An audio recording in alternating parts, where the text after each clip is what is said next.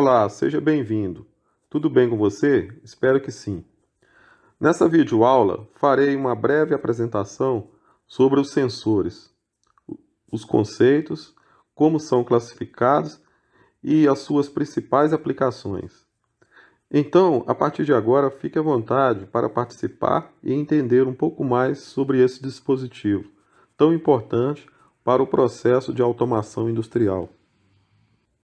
Criados em 1950, os sensores tornaram-se, ao longo dos anos, peças fundamentais à automação industrial.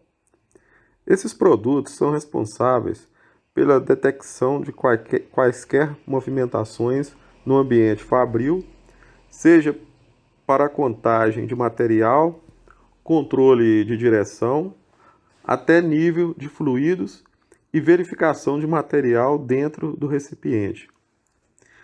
Existem diversos tipos de sensores para diversas aplicações. Os tipos de sensores mais comuns podem ser sensores de pressão, sensores de temperatura, sensores de nível, sensores de vazão e ainda os mais comuns, os indutivos, os capacitivos, os fotoelétricos, magnéticos, ultrassônicos, dentre outros.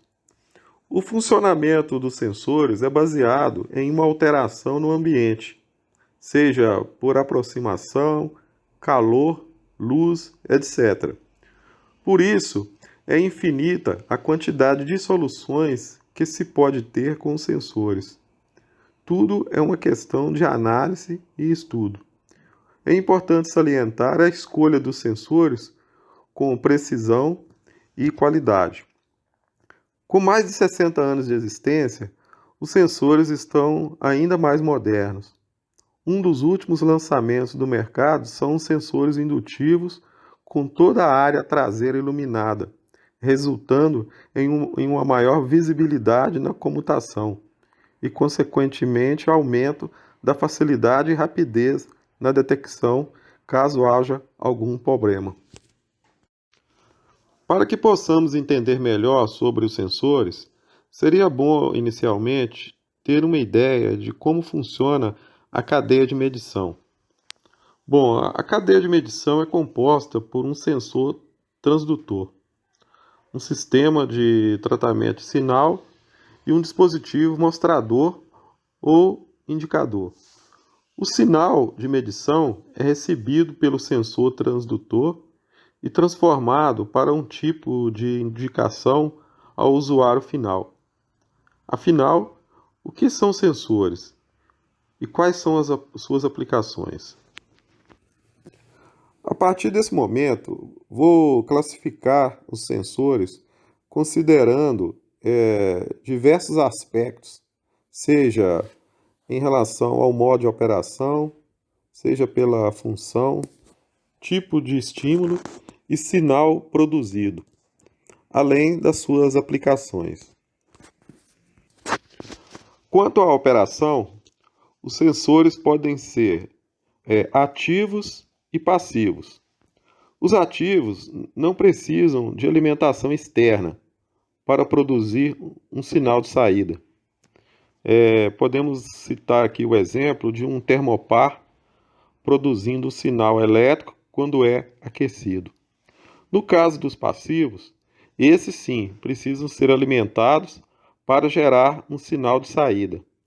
Posso citar como exemplo uma termorresistência, que requer uma entrada de energia para excitar o resistor.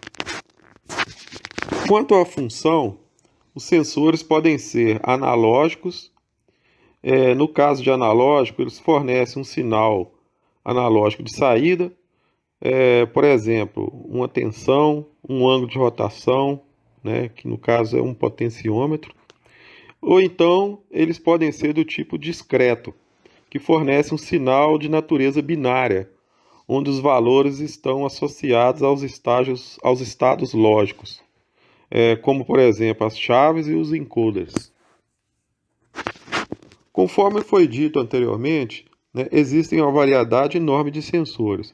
Porém, os tipos de sensores industriais mais comuns são os sensores de pressão, os sensores de temperatura, os sensores de nível e os sensores de vazão. Notadamente, esses sensores são os principais encontrados nas empresas, né, dentro dos processos industriais, devido, né, serem essas também as principais grandezas medidas na maioria desses processos. Quanto aos estímulos, nós podemos classificar os sensores em vários tipos, como, por exemplo, o sensor acústico, o sensor elétrico, o sensor magnético, o sensor mecânico, o sensor óptico e o sensor térmico. Obviamente, a escolha do sensor vai depender exclusivamente do objetivo, né, da instalação. Portanto, é preciso avaliar as condições do ambiente e optar pelo sensor mais adequado para aquela atividade. Bom, na sequência, vamos mostrar alguns tipos de sensores e dar aqui alguns exemplos da utilização de cada um. Antes, porém, é bom salientar que, dentro desses grupos que foi apresentado anteriormente, né, existem vários sensores que se encaixam, né, de acordo com as suas funcionalidades. Espero que você esteja entendendo, né, e que perceba que os sensores, né, principalmente aqueles que acendem uma lâmpada, né, e fecham uma porta, né, são apenas os dispositivos que enviam sinais, né, para outros componentes. E esses outros componentes é que vão desempenhar a função.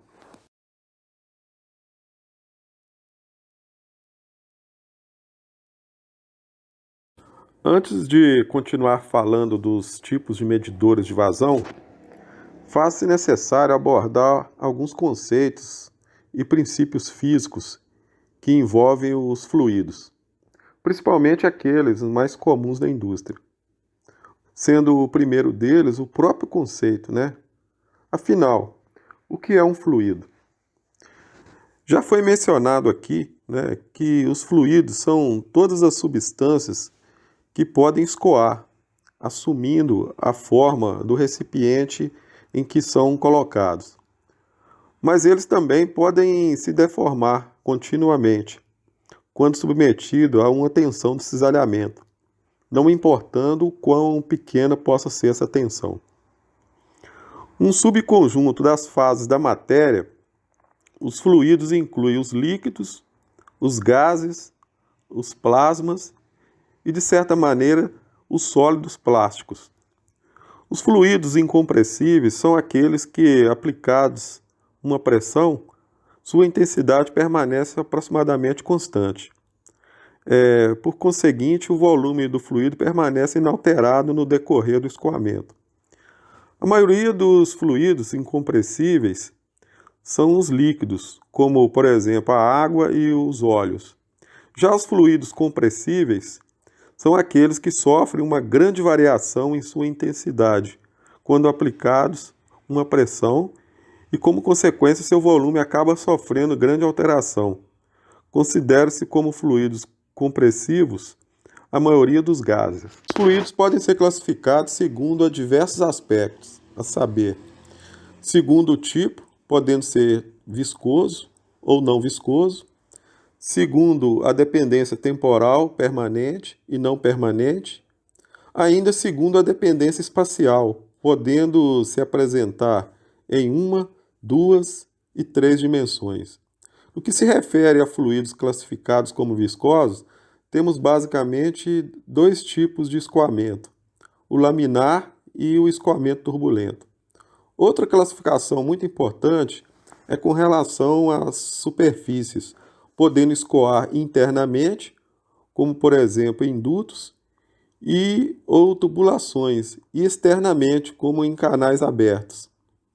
O escoamento em relação a uma seção pode ser classificado como sendo uniforme e não uniforme. E por último, com relação à compressibilidade, podendo ser definidos como escoamento compressíveis e incompressíveis, conforme já foi mencionado anteriormente. Na área da reologia, estudamos o comportamento deformacional, né, de um fluxo, né, de matéria submetida a tensões sob determinadas condições termodinâmicas ao longo de um intervalo de tempo. E isso inclui propriedades, por exemplo, como elasticidade, viscosidade e plasticidade. Inclusive temos, né, um esquema também aqui, onde é possível visualizar a classificação dos fluidos segundo essas propriedades. Enfim, você deve estar percebendo que existem diversos conceitos envolvendo as propriedades e as características dos fluidos. Nessa videoaula não vou aprofundar tanto nesses conceitos, mesmo porque para não perdermos o foco na abordagem principal nossa, que é entender, né, como os instrumentos são aplicados aos processos industriais, principalmente naqueles onde a variável de processo é a vazão. Então, antes de avançarmos para a parte relacionada aos tipos de instrumento medidores de vazão, vou finalizar aqui essa parte introdutória com mais alguns conceitos. Na história, grandes nomes marcaram e deram suas contribuições. Em 1502, por exemplo, Leonardo da Vinci observou que a quantidade de água por unidade de tempo que escoava em um rio era a mesma em qualquer parte, independentemente da largura, profundidade, inclinação, mas o desenvolvimento de dispositivos práticos só foi possível com o surgimento da era industrial e o trabalho de pesquisadores como, por exemplo, Bernoulli, Pitot e outros. De modo geral, e ainda falando fisicamente, a vazão possui suas equações fundamentais, sendo, por exemplo, a vazão volumétrica Q, que é o volume de líquido que passa em um determinado ponto em uma determinada quantidade de tempo, e a vazão mássica, QM, que é a quantidade de massa de um fluido que atravessa a seção transversal de uma tubulação por unidade de tempo. Por que isso é importante para nós? Porque muitos dos processos industriais, né, principalmente os processos contínuos, eles são medidos, né, basicamente por três variáveis, ou seja, por pressão, temperatura e nível. E, eventualmente, mede-se também a densidade, o peso e a vazão volumétrica ou mássica, né, relacionados a esses processos. Então, como a medição de vazão mássica não figura entre as três variáveis principais, como vimos, né, ela pode ser deixada de lado em muitos processos. E essa falha pode acarretar em perdas desuniformes de matéria-prima e até mesmo a danificação de equipamentos, né? Veja, por exemplo, os benefícios da medição da vazão mássica, o proveito dessa técnica de instrumentação industrial nos processos industriais. Em qualquer processo que movimente materiais sólidos, fazer a medição de vazão mássica é necessário para que se saiba, por exemplo, a diferença entre a quantidade de matéria-prima que foi utilizada no início do processo e a quantidade de produto que se originou no final dele. Dessa forma, é possível fazer o balanço de produção. É importante frisar aqui que todo o processo tem perdas. Elas podem ser tanto de matérias-primas quanto de substâncias impuras que se encontravam no material utilizado. Esse acompanhamento, né, do que entrou e do que saiu de um processo é importante para medir a eficiência da planta. E é ele que pode ser realizado durante qualquer parte de um processo, seja na separação, na filtragem, na concentração ou até mesmo para avaliar o processo produtivo como um todo. Nessas medições, a meta é sempre encontrar a estabilidade na cadeia. Afinal, com estabilidade, fazer melhorias produtivas se torna mais rápido e mensurável. Todo material retirado de qualquer rocha, por exemplo, de uma lava, é pesado e passa por um britador, por exemplo, uma moega, um processo de purificação, um forno e assim por diante, até chegar ao produto final. No caso aqui, estamos falando do clinker.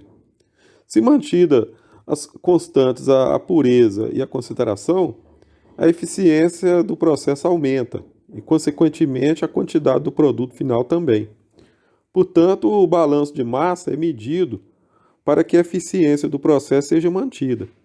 Ou seja, sempre que X toneladas de matéria-prima forem utilizadas no processo, Y toneladas de produtos serão produzidas.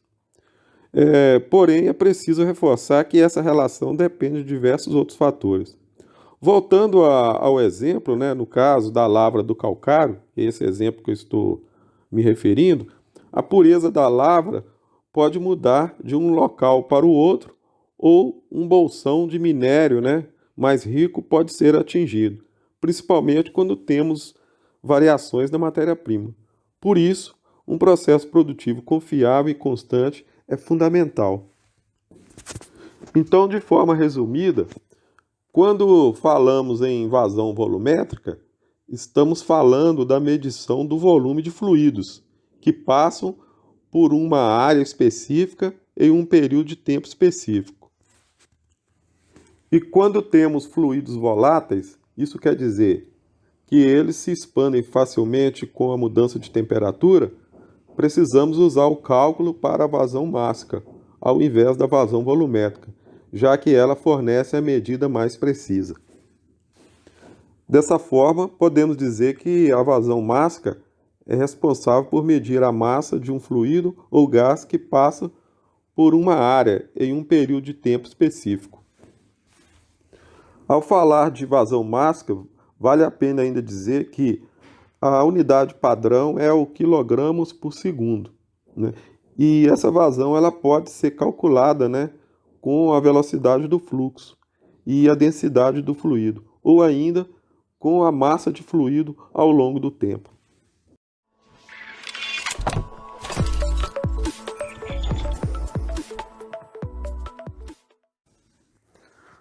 Os sensores de pressão podem ser aplicados em ambientes fabris que requerem produtos robustos.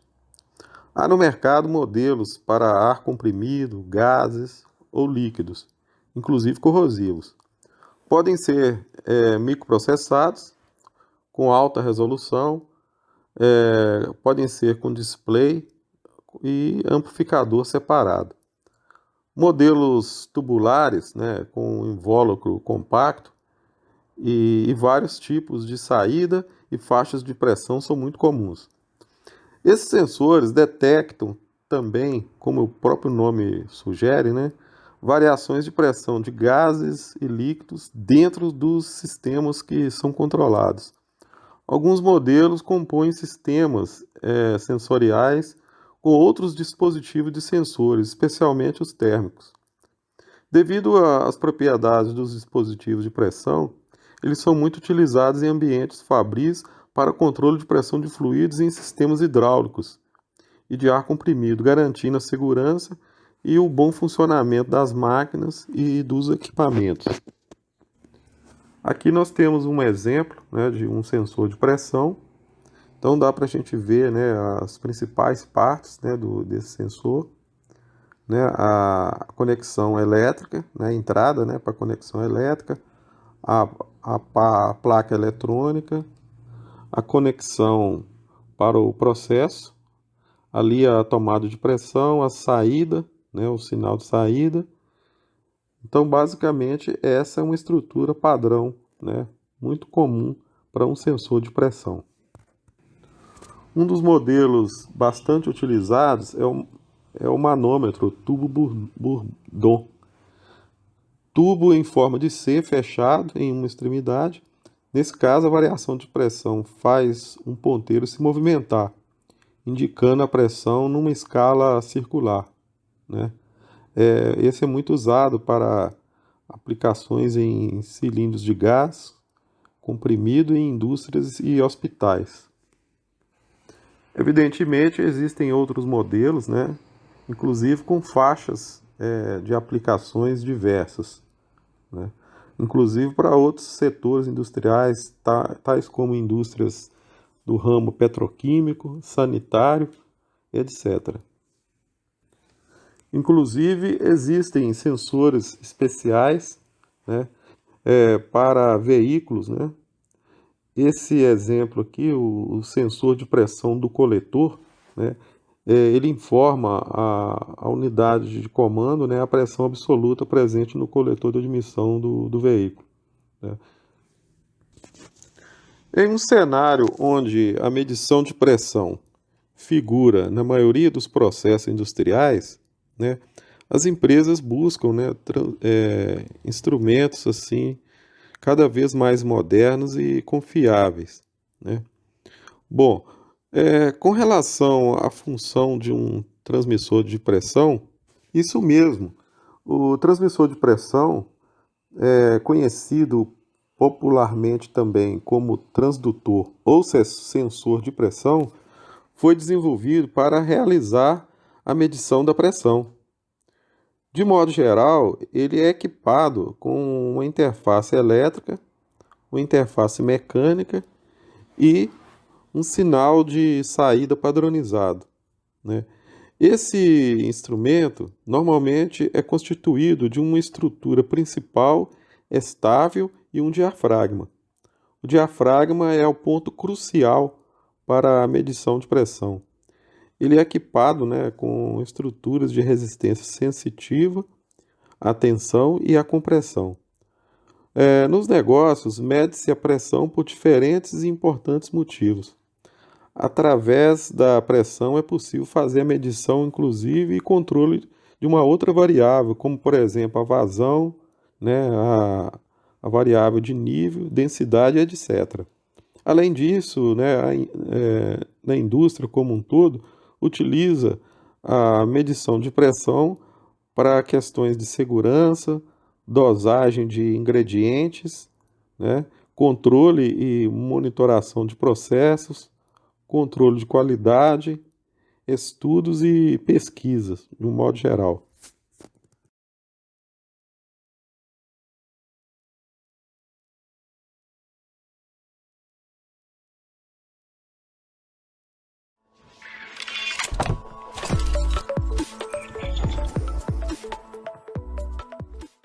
A temperatura é a variável física mais importante que é medida nas indústrias de processo. É muitas vezes um fator crítico para o processamento industrial. Se a medição da temperatura não é precisa ou confiável, por algum motivo, ela pode ter um efeito negativo sobre a eficiência do processo, consumo de energia e qualidade dos produtos manufaturados. Mesmo um pequeno erro de medição pode gerar grandes aborrecimentos ou sair muito caro em alguns processos. Por isso, é extremamente importante ter certeza que as medições de temperatura sejam precisas e confiáveis. O processamento da indústria farmacêutica, por exemplo, onde a medição imprecisa de temperatura pode arruinar um lote de produtos com valor financeiramente agregado, é muito alto. Por essa razão, há necessidade de avaliação de cada sistema de medição, onde o mesmo deve ser cuidadosamente projetado para satisfazer as necessidades do processo. Uma função de segurança, por exemplo, que os instrumentos são para a segurança intrínseca, o mau desempenho pode ser mortal, dispendioso ou ambos, né? E um pequeno erro é considerado uma falta perigosíssima, né? Logo, um processo pode ir à condição exotérmica e eventualmente explodir se a temperatura não é medida e controlada com precisão.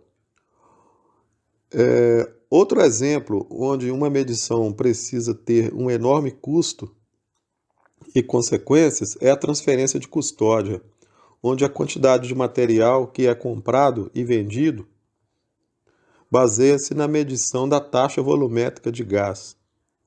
A quantidade de material contido em um volume específico de gás diminui com o aumento da temperatura e aumenta com a queda de temperatura. Por isso, é extremamente importante saber a temperatura exata do gás ao determinar a vazão volumétrica. Medições de temperatura imprecisas durante as aplicações de transferência de custódia podem resultar em excesso ou insuficiência no carregamento para clientes. Isso pode afetar diretamente o desempenho financeiro tanto da empresa fornecedora como do cliente. As medições são feitas tipicamente utilizando um sensor, geralmente um termopar ou uma termorresistência, e um circuito de condicionamento de sinal, ou seja, um transmissor ou um canal de um cartão de entrada para um DCS ou um PLC, para amplificar o baixo nível de sinal do sensor, para um sinal de corrente mais robusto, da ordem de 4 a 20 mA. Combinado com outros elementos de campo, o sensor e o condicionador de sinal são chamados de sistema de temperatura. Os sistemas estão disponíveis para atender uma variedade de precisão e estabilidade da medição de requisitos. Algumas aplicações podem estar com uma folga razoável da medição real, onde as considerações para as tendências e precisão não é tão importante, enquanto outros necessitam medições extremamente precisas, de até, por exemplo, 1/100 de graus, a 25 milésimos, equivalente em Fahrenheit de tolerância. A estabilidade de medição a longo prazo varia, por exemplo, de 5,5 a 11 graus do SPAN por ano para medições não críticas. E para as aplicações mais críticas, essas fornecem mais do que 44 milésimos de graus Celsius do SPAN por ano. Em todos os casos, o grau de precisão da medição é limitada pela escolha do sensor. Nessa próxima apresentação, vamos falar um pouco sobre os principais instrumentos utilizados em medição de temperatura, e fazer algumas considerações sobre ele. Bom, o que é o sensor de temperatura? O sensor de temperatura é um dispositivo de medição que detecta a temperatura a partir de uma característica física correspondente do dispositivo, como, por exemplo, uma resistência elétrica, pode ser também um campo eletromagnético ou radiação térmica, sendo que a maneira como um sensor de temperatura funciona depende da propriedade física que constitui o mesmo. Dentre as opções que nós temos hoje no mercado, nós podemos citar pelo menos 5, mais comuns, sendo, por exemplo, os termopares, em seguida os detectores de temperatura de resistência, os RTDs, os termistores, os interruptores bimetálicos e, por último, o sensor de temperatura infravermelho sem contato. Então, a partir de agora, eu vou fazer aqui uma abordagem básica sobre esses tipos de sensores que eu acabei de citar. O primeiro deles, e talvez o mais conhecido, são os termopares. Bom, os termopares são precisos, altamente sensíveis a pequenas mudanças de temperatura e respondem rapidamente às mudanças no ambiente. Eles consistem de um par de fios de metal com propriedades diferentes, unidos em uma extremidade. O par de metal gera uma diferença de tensão termoelétrica entre suas extremidades, refletindo assim a diferença de temperatura existente entre elas. Uma padronização de temperatura no termopar é feita calibrando, né, o dispositivo com temperaturas conhecidas, colocando uma das junções de metal no gelo, né, ou algo, né, que tenha uma temperatura conhecida, e a outra no objeto, cuja temperatura precisa ser identificada. A tensão exibida, né, é lida utilizando uma fórmula de calibração e a temperatura do objeto pode ser então calculada. As vantagens, né, desses tipos de termopares incluem sua alta precisão e a operação confiável em uma faixa extremamente ampla de temperaturas. Eles também são adequados para fazer medições automatizadas de baixo custo e duráveis. Agora, também eles possuem desvantagens, né? Nesse caso, né, a gente poderia citar como desvantagens quando eles incluem erros causados por seu uso durante um longo período de tempo e o fato de que duas temperaturas são necessárias para fazer medições. Então, materiais para termopar também estão sujeitos à corrosão, o que pode afetar, né, a tensão termoelétrica. O sensor de temperatura termopar é dividido em vários tipos, que inclui dispositivos feitos de cromel, de constantan, tipo E, de ferro, de constantan, tipo J, cromel e alumel, tipo K, e cobre, e constantan, tipo T. Os materiais cromel, alumel e constantan são marcas registradas da empresa Hoskins Company. Os termopares de metal Nobel também são disponíveis em alguns fornecedores de sensores de temperatura. Cada tipo opera dentro de um intervalo de temperatura especificado. Agora vamos falar sobre os sensores de temperatura do tipo RTDs. Bom, o sensor RTDs são sensor de temperatura de resistência. É tipo um enrolamento de fio que exibe mudanças na resistência com mudança de temperatura. Bom, assim, quanto mais quentes eles se tornam, maior o valor da sua resistência elétrica. A platina, né, por exemplo, é o material mais comumente utilizado nesse tipo de sensor de temperatura, porque esse material é quase linear, né, em uma ampla faixa de temperatura e é muito preciso, tendo um tempo de resposta bem rápido. Os RTDs também podem ser feitos de cobre ou então de níquel, com uma observação de que esses materiais possuem faixas restritas e problemas de oxidação.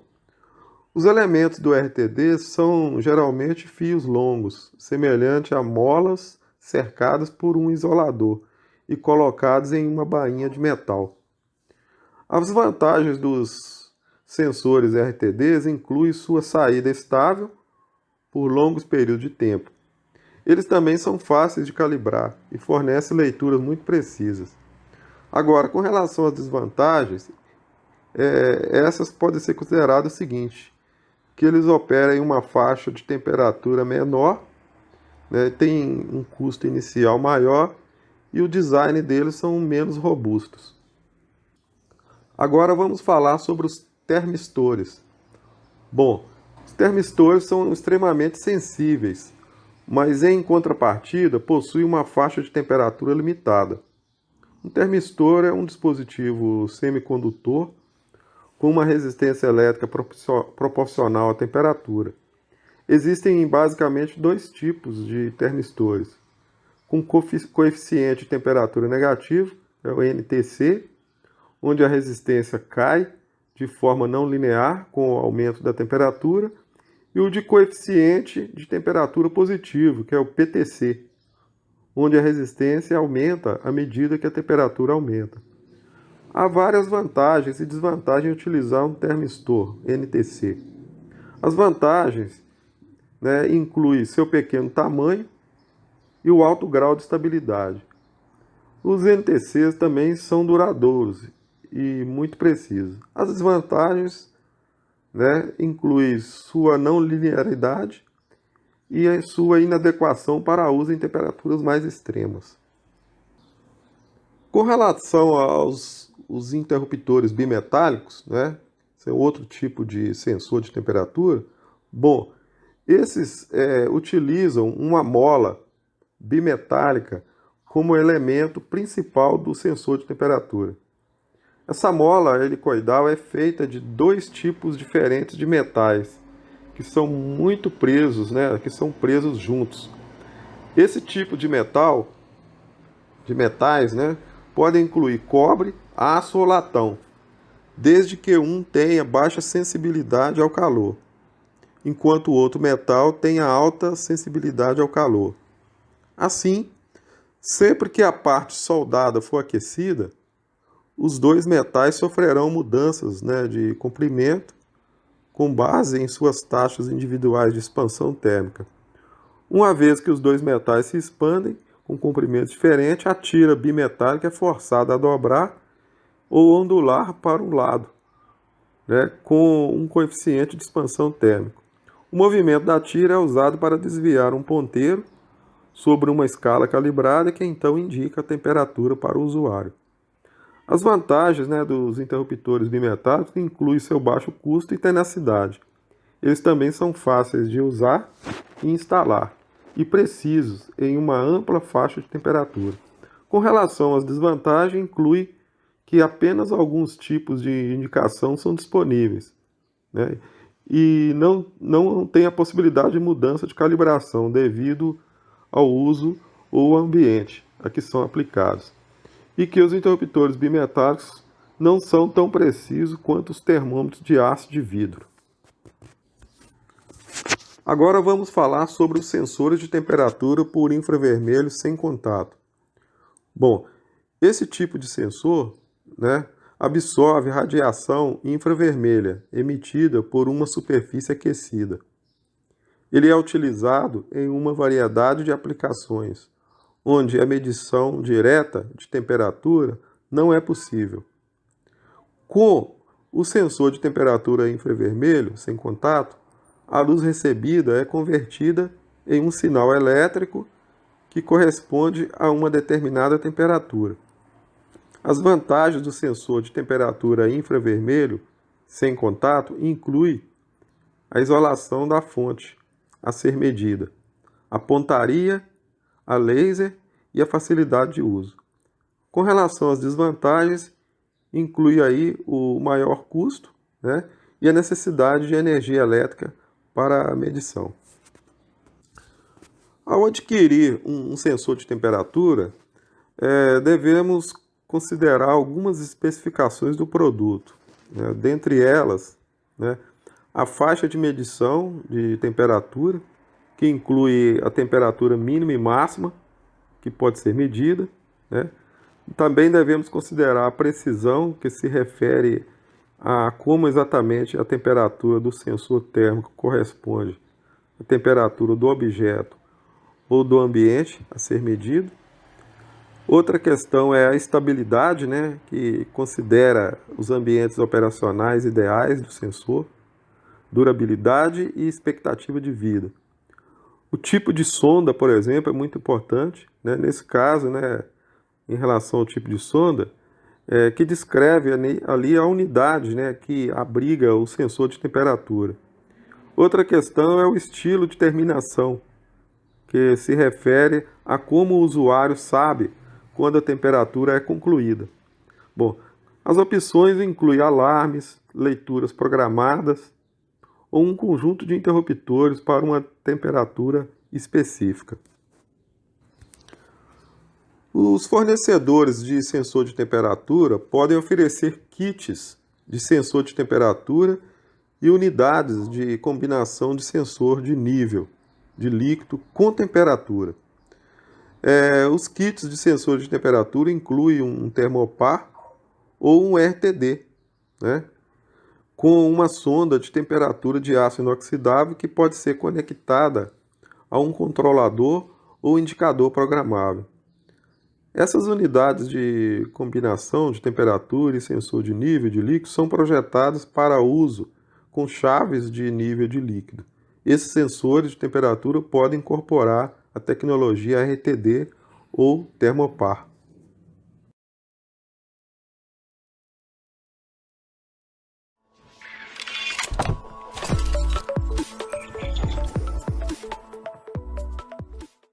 Agora, vamos falar a respeito dos sensores de nível. Os sensores de nível são de grande importância para a indústria, pois são eles que medem a posição da superfície de um líquido, tendo como referência a posição do plano superior da substância medida, ou de uma segunda variável. Por isso, é fundamental escolher o sensor de nível correto.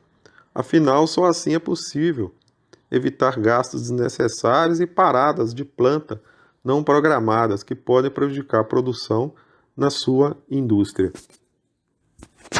De forma mais específica, como funciona um sensor de nível? Bom, o sensor de nível é composto basicamente de duas partes: um detector de nível e um circuito de saída. Sendo assim, o detector informa, ao circuito de saída a presença ou a ausência do nível em determinada posição. Já o circuito de saída se encarrega de alterar o estado de saída do sensor em função da informação transmitida pelo detector. Por serem bastante versáteis, possuem diversas aplicações, conforme já foi dito, e são utilizados em controles de automação das mais variadas áreas. Podemos citar aqui alguns tipos, de sensores de níveis mais comuns, como, por exemplo, o sensor de nível tipo boia, o sensor de nível vibratório, o sensor de nível condutivo, o sensor de nível com borbulhador e o sensor de nível com RF, admitância. A partir de agora eu vou fazer uma breve abordagem sobre cada um desses que eu acabei de citar, iniciando pelo sensor de nível tipo boia. Bom, esse tipo é uma solução bem simples e ainda é amplamente utilizada no mercado devido à sua simplicidade e baixo custo de aplicação. O sensor de nível tipo boia pode ser instalado tanto na horizontal quanto vertical. Porém, ele é mais utilizado na parte lateral do tanque, horizontalmente. Dessa forma, quando o nível aumenta ou diminui, a boia se movimenta junto através de uma haste e é feita magneticamente o acionamento do contato. Agora, o sensor de nível capacitivo, que é outro tipo, bem aplicado, como o próprio nome sugere, funciona como um capacitor. Esse tipo de sensor possui uma das placas do capacitor e a parede metálica do tanque é a outra. E o que está entre eles é o material isolante. A capacitância é a capacidade de armazenamento do capacitor. Isso depende das áreas da placa e de suas distâncias, além da constante dielétrica.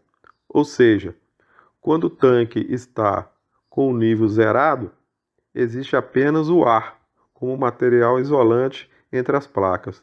À medida que o produto começa a preencher o tanque, a capacitância é alterada.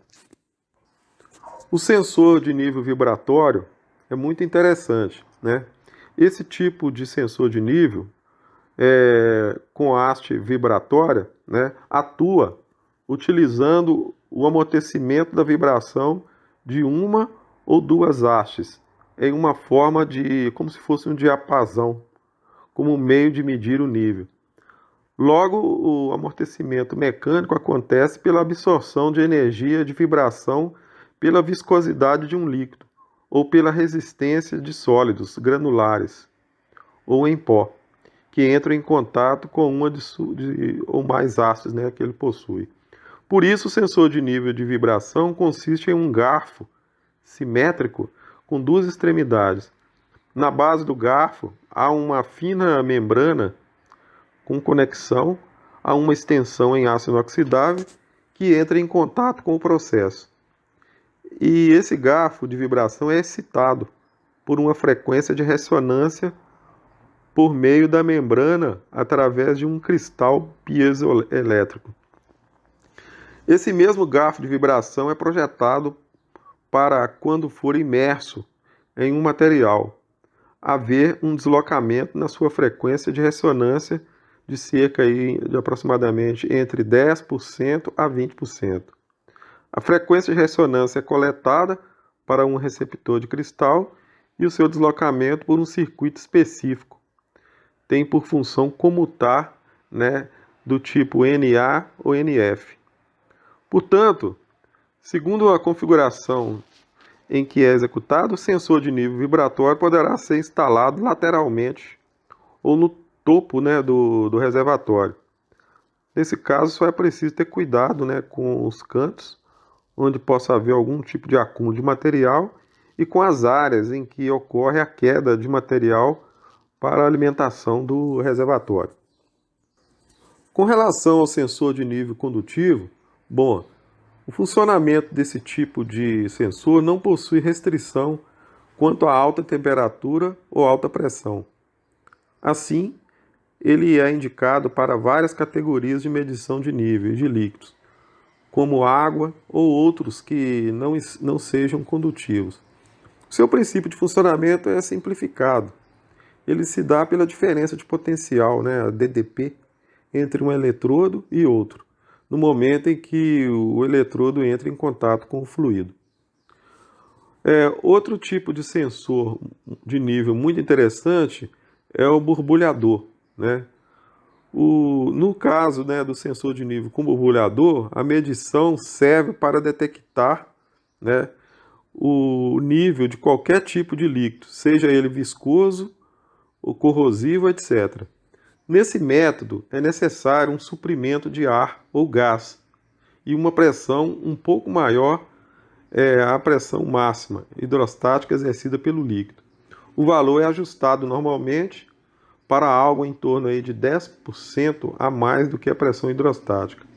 O sistema de borbulhador engloba uma válvula de agulha, né, um recipiente com líquido e um indicador de pressão. Vale salientar que o recipiente com líquido não deve permitir que o ar ou o gás passem. E para finalizar, vamos abordar a respeito do sensor de nível com RF admitância.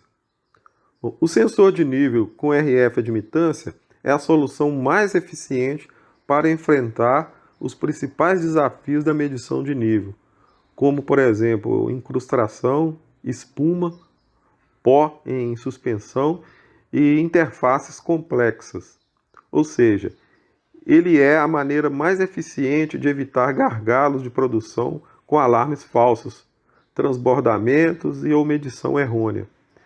Isso porque a RF admitância utiliza um sinal de radiofrequência, né, para, diante de um dos desafios, indicar a real presença ou ausência de produto, nível e ou volume que está em contato com o elemento de medição do sensor. Então, essa foi uma breve abordagem dos sensores de nível. Evidentemente, existem, né, diversos outros tipos e modelos no mercado, mas espero que você tenha entendido, né, pelo menos os conceitos desses que foi apresentado.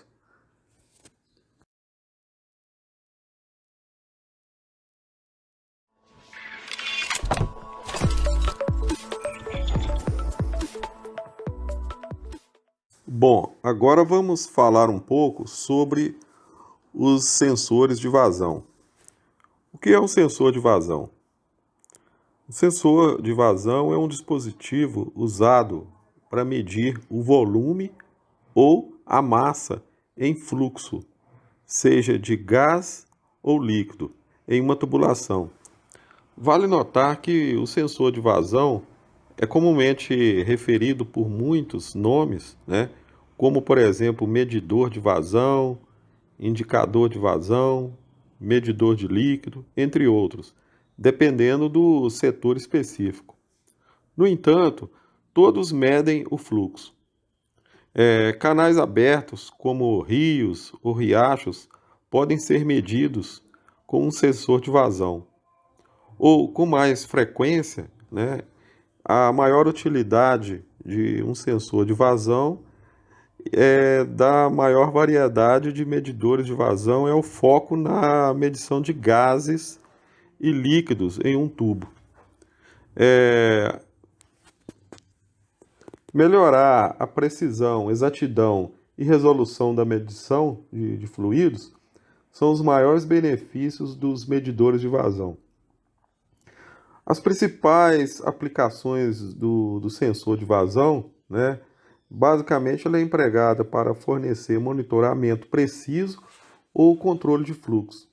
Nesse contexto, vale destacar que, em termos de tecnologia do sensor de vazão, algumas aplicações industriais exigem um cálculo mais preciso da quantidade, como o desenvolvimento de servoválvulas de precisão para a indústria, principalmente na indústria aeroespacial. Por outro lado, uma aplicação para medir o fluxo de água para um vinhedo, né, por exemplo, pode exigir apenas uma medição de precisão entre de 5% a 10%. De maneira geral, nós podemos enumerar aqui, né, os 5 principais tipos de medidores de vazão. São eles: os medidores de vazão eletromagnético, os medidores de vazão de área variável, o rotâmetro, medidor de vazão ultrassônico e o medidor de vazão Mássica, Coriolis, e o medidor de vazão Vortex.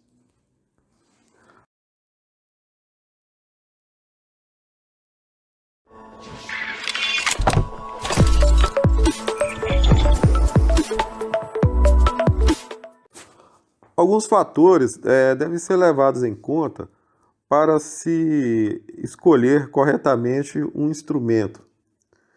Dentre estes, podemos destacar a exatidão desejada para a medição, né? O tipo de fluido, de líquido ou gás, limpo ou sujo, né?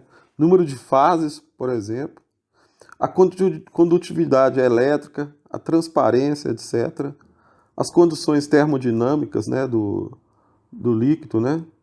Por exemplo, níveis de pressão e temperatura nos quais o medidor deve atuar, e também, né, o espaço físico disponível e o custo, né? Esses são alguns fatores aí super importantes quando se pretende, então, fazer a escolha de um instrumento relacionado à medição de vazão. Agora veja que interessante, a vazão é a terceira grandeza mais medida nos processos industriais. As aplicações são muitas, né? Indo desde aplicações simples, como a medição de vazão de água em estações de tratamento e em residências, até medição de gases industriais e combustíveis, passando por medições mais complexas. Conforme foi dito anteriormente, a escolha correta de um determinado instrumento para a medição de vazão depende desses fatores que foi citados, né? Então vale a pena a gente prestar atenção, principalmente os especialistas da área, né? Os técnicos e os engenheiros aí que estão responsáveis por essa questão. Com relação à classificação dos medidores de vazão, nós temos os medidores do tipo indireto e os medidores direto, e aqueles denominados medidores especiais. Os medidores indiretos atuam basicamente na perda de carga variável, com seção constante. E quando a área for variável, né, com perda de carga constante. Nesse caso, utilizamos instrumentos tais como tubo de Pitot, Venturi, Dali, anular e as placas de orifício. No segundo tipo, né, com área variável e perda de carga constante, temos os rotâmetros. No caso dos medidores diretos, aplica-se em deslocamento positivo do fluido. Nesse caso, temos os instrumentos com disco mutante, flutuante, ovais e tipo rotos. Ainda na medição direta, temos os tipos hélice e turbina, que operam pelo impacto do fluido. No caso de medidores especiais, utilizo instrumentos funcionando pelo princípio do eletromagnetismo. Os vórtices ultrassônicos, calhas Paschal e crioles. Existem, portanto, diversas formas de se medir a vazão em fluidos e diversos dispositivos para esse mesmo fim. Selecionei para essa apresentação dois tipos de medidores para que você entenda melhor, né, e de forma mais específica como que se dá o processo de medição. São eles os de placa de orifício e os Venturis, que estão voltados à medição diferencial. O tubo Venturi, né, é um elemento medidor de vazão de diferencial de pressão, também chamado de medidor de vazão por obstrução de área. Nesse caso, a diferença de pressão entre duas seções distintas do medidor é proporcional à vazão que escoa por ele. A diferença de pressão é produzida por efeitos inerciais, aceleração do escoamento devido à obstrução do mesmo, ou seja, redução de área, né, na garganta. Ainda sobre o tubo Venturi, podemos destacar aqui alguns benefícios em relação à sua utilização. Por exemplo, eles podem ser utilizados para medir qualquer tipo de fluido com boa precisão, né? Resistência à abrasão e ao acúmulo de poeira ou de sedimentos, boa capacidade de medição de grandes escoamentos de líquido em grandes tubulações, e não há nenhum elemento mecânico imerso, né, no fluido, né? Os tipos de Venturi clássicos, né, mais comuns são aqueles tem longos e curtos e do tipo retangular. Os medidores de vazão de placa de orifício pertencem ao grupo de medidor de vazão devido à queda de pressão ou pressão diferencial. É simplesmente passar um fluido através de uma restrição e a pressão diferencial é lida através dessa restrição. A placa de orifício nada mais é do que um disco, né, com orifício central e saída em ângulo. A placa de orifício concêntrico deve ser montada junto ao eixo do conduto cilíndrico, que é provido de duas tomadas de pressão, ou seja, a jusante e a montante do disco. A placa de orifício funciona restringindo, então, a tubulação onde a medição é realizada. Existem alguns tipos de placa de orifício. Então, eu posso destacar, né, a placa de borda reta, né? Esse tipo de placa é mais comum e é utilizado para líquidos, gases e vapor que não contenham sólidos em suspensão. Tem a placa de orifício bidirecional, que possui as mesmas características da placa concêntrica de borda reta. No entanto, sua construção permite o fluxo nos dois sentidos. Evidentemente, nós temos outros tipos, né, de medidores de vazão, o qual foi mencionado anteriormente. Mas nessa apresentação conforme disse, né, anteriormente, vou focar apenas nesses dois tipos, a título então de exemplificação.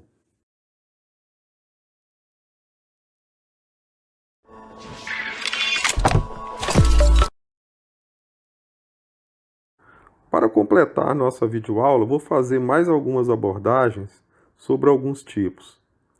São eles os sensores indutivos, os capacitivos, os sensores fotoelétricos, os sensores magnéticos, os sensores laser, os sensores mecânicos, os sensores por imagem, os de fibra óticas e, por último, os ultrassônicos. Iniciando pelos sensores indutivos, os sensores indutivos, também conhecidos como sensores de proximidade, são dispositivos eletrônicos para o ambiente industrial na detecção de partes e peças metálicas, não só de ferro ou aço, como também alumínio, latão e de aço inox. Já os sensores capacitivos detectam qualquer tipo de massa, logo são aplicados onde existe a necessidade de detecção de materiais não metálicos, como por exemplo plástico, madeira e resina. São utilizados também para a detecção de nível de líquidos e sólidos. Semelhantemente aos tipos de sensores anteriores, né, os indutivos, os sensores capacitivos podem ser identificados, né, materiais também não metálicos do tipo plástico, resina, madeira, vidro, derivados sintéticos. Outra função dos sensores capacitivos é a detecção do nível de líquidos, o que amplia bastante, né, a área de aplicação desses modelos para praticamente qualquer tipo industrial e comercial.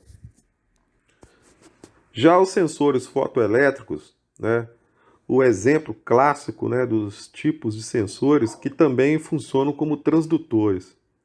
Os sensores fotoelétricos ou ópticos são responsáveis por captar estímulos luminosos, luz e sombra, e transformá-los em sinais elétricos, que são repassados para o sistema.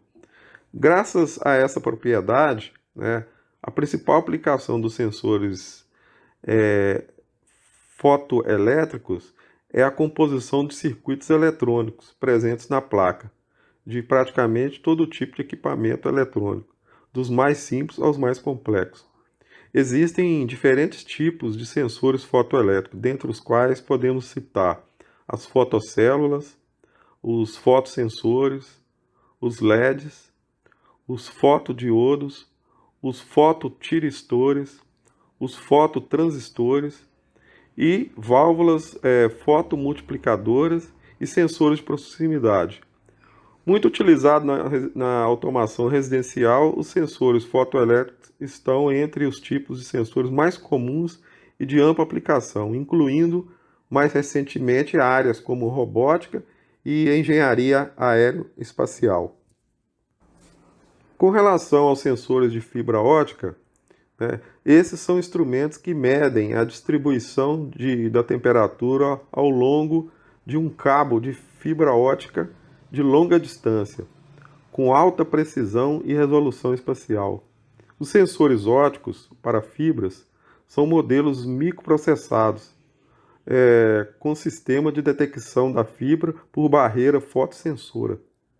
Lentes opcionais para diversas aplicações.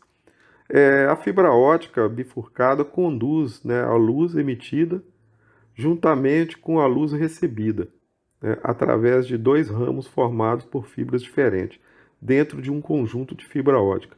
Isso permite que um único sensor ilumine e visualize um objeto através do mesmo conjunto de fibra óptica.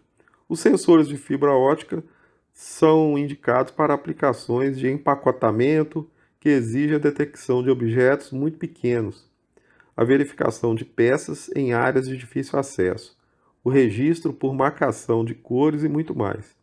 Alguns modelos consistem em uma unidade amplificadora de luz e um cabo de fibra óptica que você pode instalar na área de detecção, obtendo assim um ajuste de sensibilidade remoto. Agora vamos falar dos sensores laser. Esse tipo de sensor é um dispositivo que ajuda as indústrias durante o processo de detecção de materiais. Entre as funções de um sensor laser de alta precisão estão responder com eficiência a um ambiente físico com luz ou calor, reconhecer um movimento, umidade, pressão ou qualquer variável detectável em um ambiente. Esse tipo de sensor envia uma onda luminosa modulada por laser que é refletida pelo objeto a ser medido.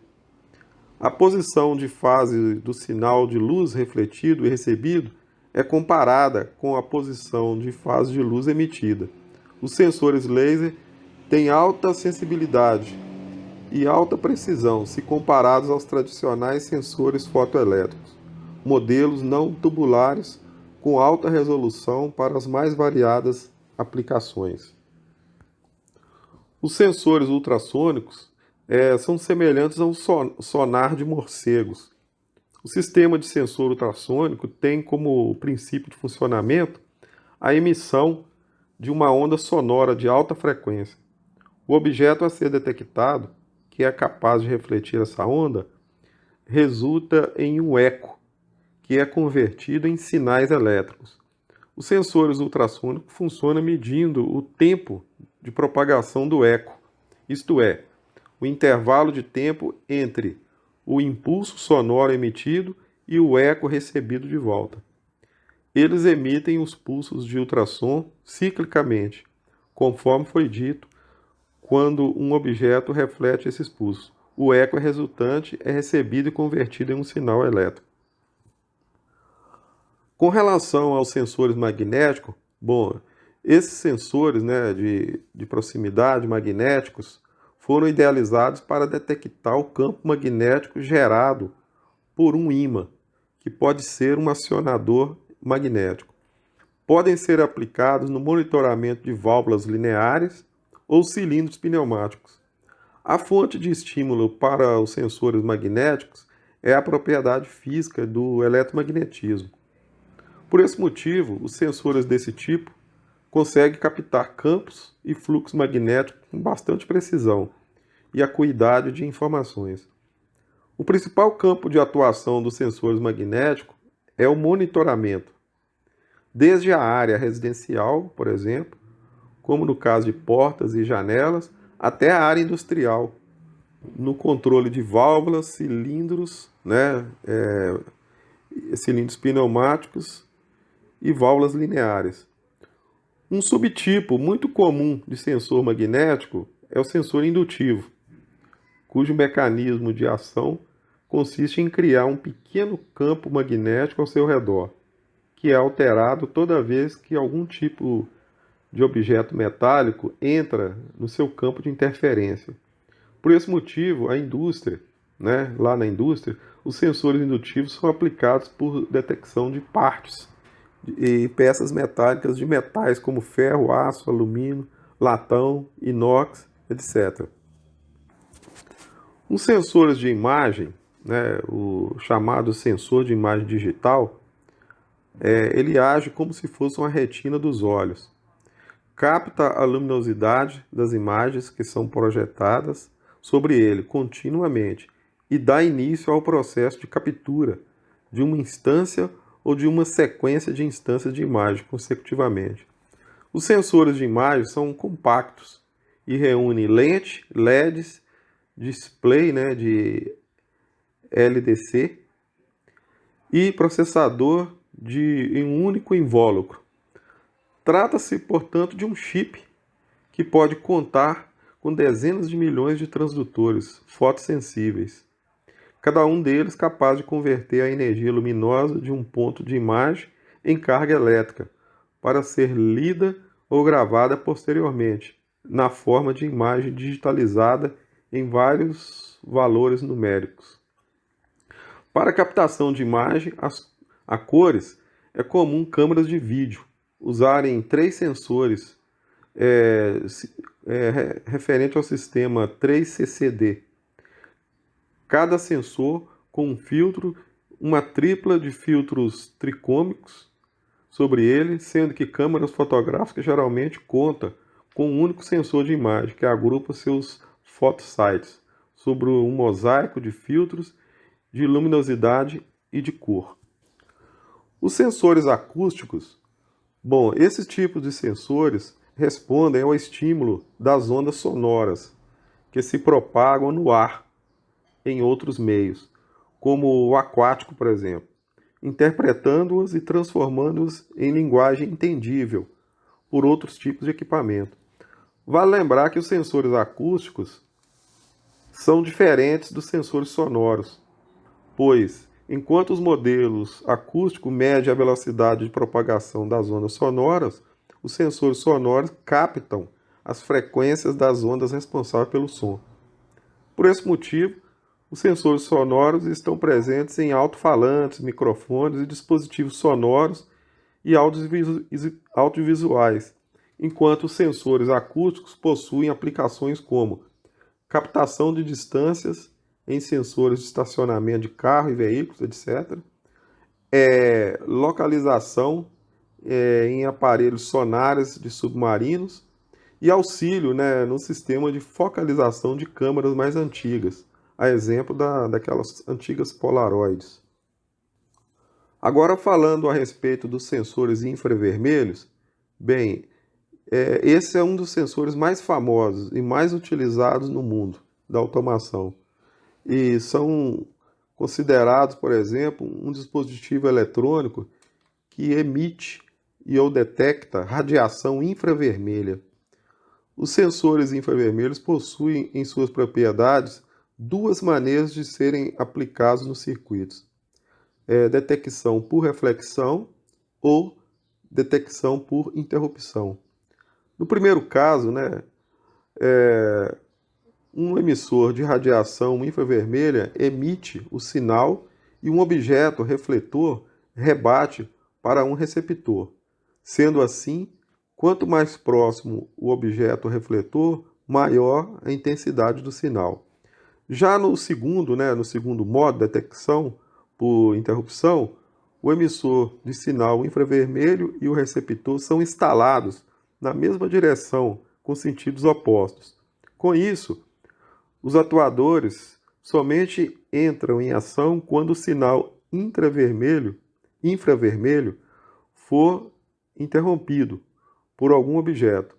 Nessa aplicação é sempre válido proteger ao máximo o receptor, para que não haja nenhuma interferência indesejada.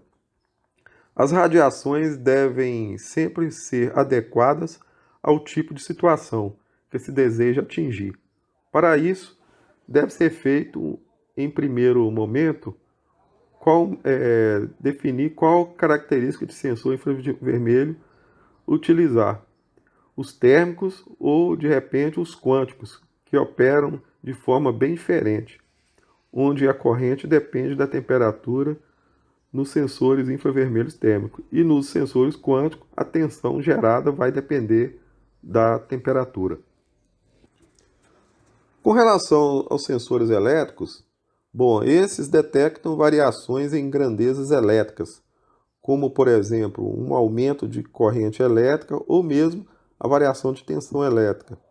Essas mudanças provocam algum tipo de sinal para mudar o status de um circuito específico, comutar um relé, por exemplo, né? Os sensores elétricos são estimulados por quaisquer grandezas de natureza elétrica, especialmente variações em correntes e tensões. Por esse motivo, é muito comum esse tipo de sensor estar associado a circuitos nos quais desempenham funções secundárias relacionadas a outros componentes, peças e até mesmo sensores, como por exemplo os relés. Agora vamos abordar sobre os sensores mecânicos. Esses sensores são os que possuem capacidade para detectar as posições, movimentos ou presença por meio de recursos mecânicos. O sensor de fim de curso tem como evitar que um motor continue funcionando, mesmo após a peça de movimentação chegar ao ponto máximo. São componentes que captam, né, as informações necessárias no decorrer do processo automatizado e enviam ao circuito elétrico de controle. É como se fosse uma chave elétrica acionada mecanicamente pelo movimento dos elementos de trabalho, através do dispositivo atuador localizado no sensor.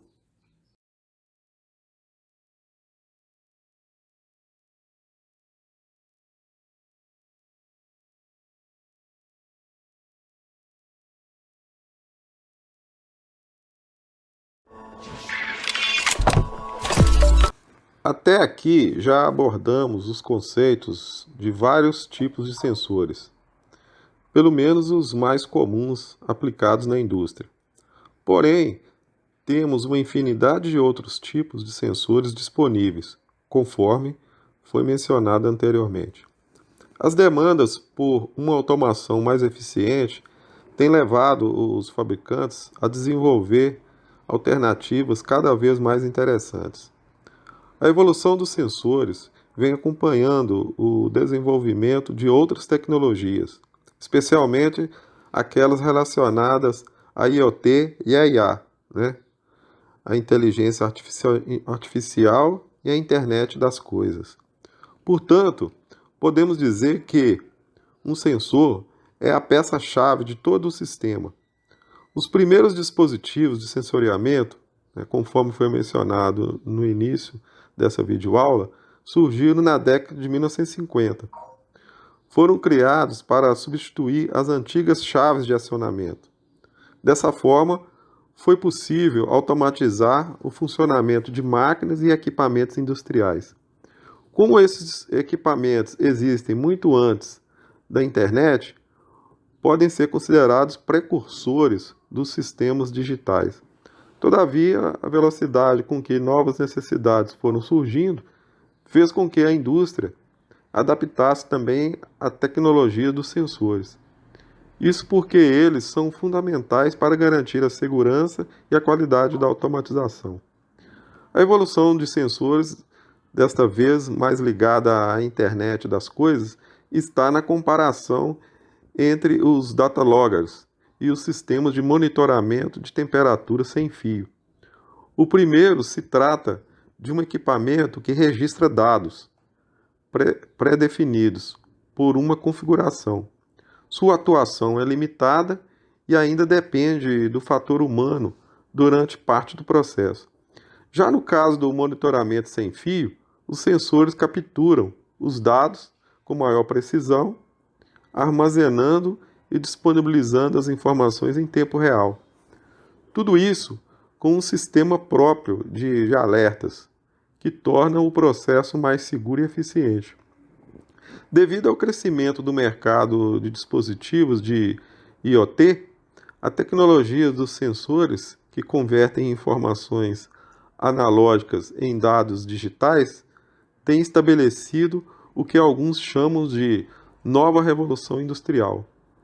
Sobretudo por conta dos avanços dos diversos setores, seja industrial ou outros como saúde, por exemplo, percebe-se que cada vez mais o desenvolvimento de projetos de inovação está condicionado à adoção de sistemas de monitoramento e controle que dependem do sensoriamento.